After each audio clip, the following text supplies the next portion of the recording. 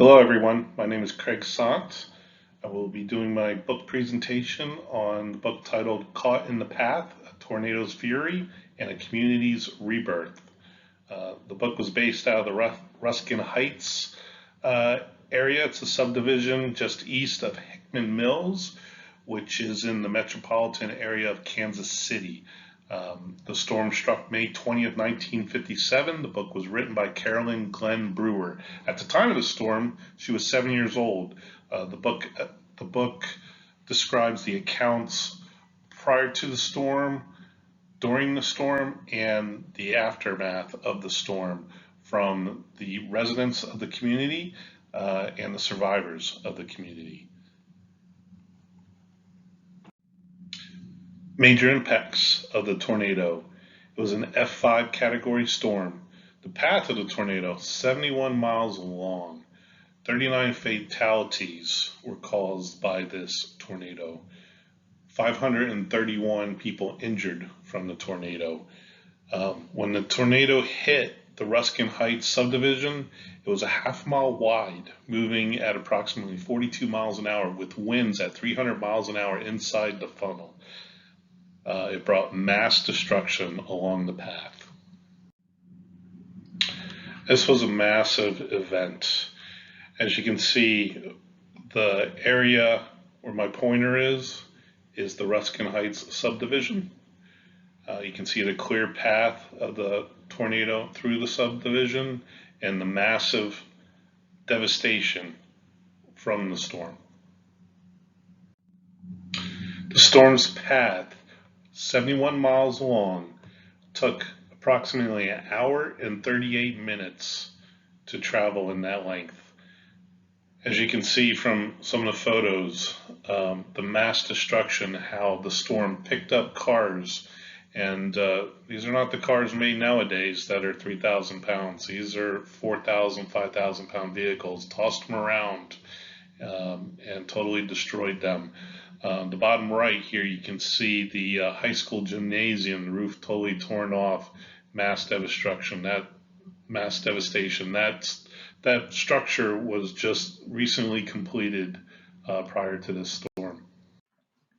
Lessons learned and changes to policies and codes from the aftermath of the tornado.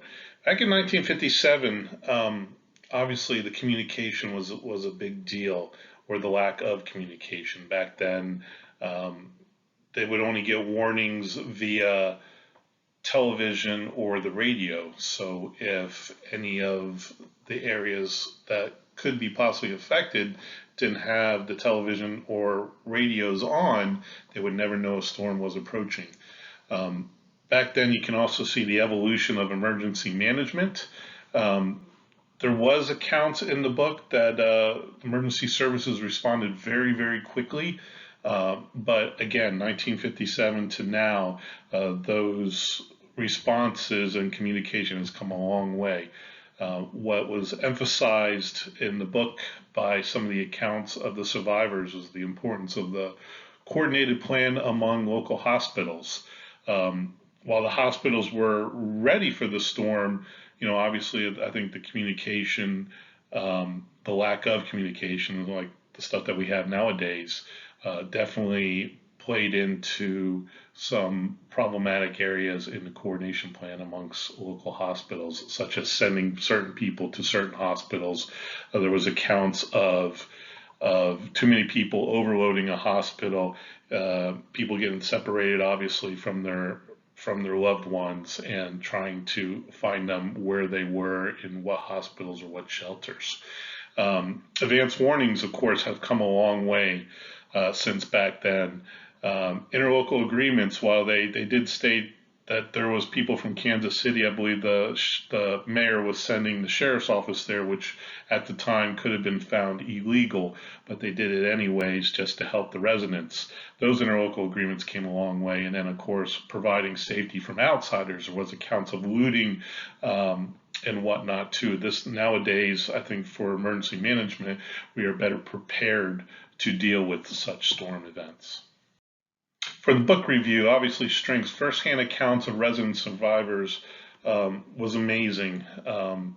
That was the way the book was formatted. It went through residents from prior to the storm, what they dealt with through the storm, what they dealt with after the storm, and the recovery.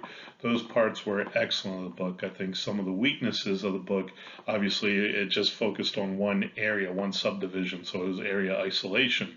Little input also from public figures and entities, where it based everything on the residents and survivors of that subdivision.